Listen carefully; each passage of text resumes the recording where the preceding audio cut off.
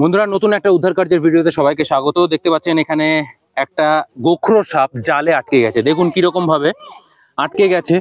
এই মুহূর্তে সাপটাকে আমরা ছাড়ানোর চেষ্টা করছি। সময় একদমই নষ্ট করব না, কারণ সাপটা কখন থেকে আটকে আছে আমরা কেউই জানি না। হয়তো হয়তো কালকে সন্ধ্যাবেলাতে আটকেছে, প্রায় 12 ঘন্টার বেশি হয়তো আটকে আছে। জাস্ট একটু দেখানোর চেষ্টা করব, কাছে চলে আয় কিভাবে জালের মধ্যে আটকে আছে। এবং আপনারা বিগত দিনে দেখেছেন এইভাবেই জাল থেকে কাটতে গিয়ে হাওড়ার এক উদ্ধারকারী, সে কিন্তু এরকমই একটা গোখরো সাপের ছোবল খেয়ে গেছিল এবং সে মারাও গেছিল। ঠিক এরকম ভাবেই সে জাল কাটতে গেছিল খুব ক্যাজুয়ালি, মানে কোনো রকম কোনো প্রোটেকশন ছিল না। হয়তো আপনারা সেই ঘটনা মিডিয়াতে দেখেছেন আপনারা আগে। তো বন্ধুদেরকে সবাইকে উদ্ধার কার্যটা করতে করতে এটাও বলবো যে এগুলো কিন্তু ছেলে খেলা না, এগুলো যে কেউ আপনারা করতে যাবেন না। সাপের জীবন ইম্পর্টেন্ট আছে, তবে সবার প্রথমে কিন্তু মানুষের জীবন। আমরা এগুলো করছি বলে যে আপনিও ছেলে খেলা ভেবে এগুলো করতে যাবেন তার মানে সেটা একদমই না। এগুলো যথোপযুক্ত ট্রেনিং, যথোপযুক্ত মানে কৌশলগুলো না জেনে আপনি যদি হাত দিতে যান তাহলে কিন্তু আপনিও ছোবল খেয়ে মারা যেতে পারেন। এটা একটা ইন্ডিয়ান স্পেকটেকল কোবরা এই মুহূর্তে আমরা রেস্কিউ করছি। বয়স হয়তো 3 থেকে 4 বছর হবে এবং সাপটা বেশ যথেষ্টই হেলদি রয়েছে, খুব একটা আহত হয়নি।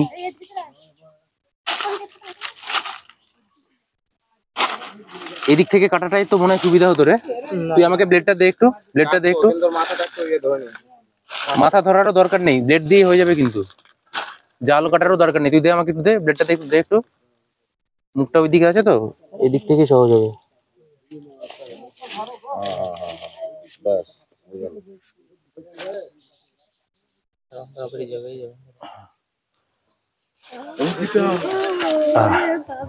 বেরিয়ে গেছে, ধর ব্লেডটা ধর। হ্যাঁ একটু জল দাও দেখি, একটু একটু জল দাও। বন্ধুরা এই মুহূর্তে দেখুন জালে অনেকক্ষণ ধরেও আটকে ছিল, তো তো গায়ের আঁশগুলো একটু ছুলে ছুলে গেছে। তবে এগুলো কিন্তু এমন কিছু মারাত্মক ইনজুরি না, এগুলো স্বাভাবিকভাবেই আবার সব ঠিক হয়ে যাবে। এমন কিছু বেশি ইনজুরি নেই, সাপটা একদমই ঠিক আছে। তো চলুন একটু একে আমরা জল খাওয়ানোর চেষ্টা করি।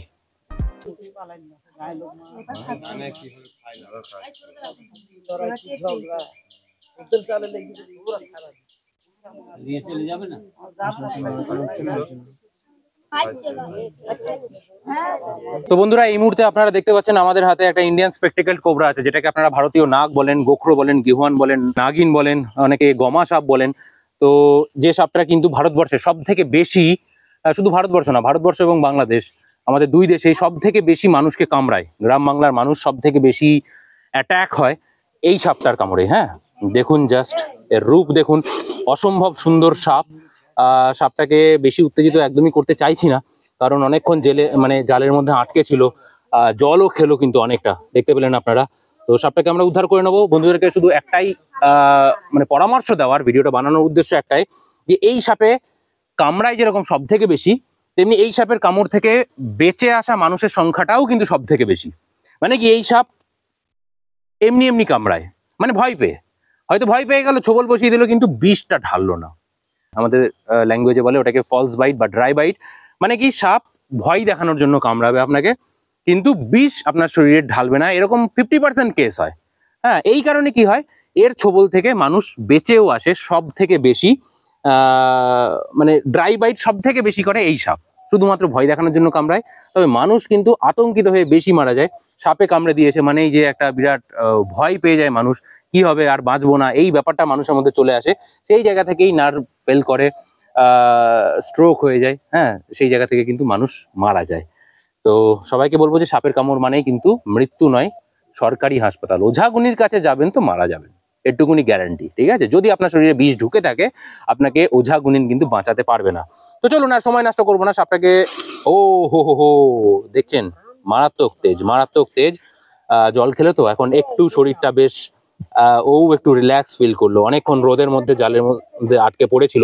তো চলুন একে আমরা এবার ব্যাগের মধ্যে পুরে নিই, আর দেখা হবে আবার রিলিজ স্পটে, যেখানে সাপটাকে তার জঙ্গলে স্বাভাবিক পরিবেশে ছেড়ে দেবো।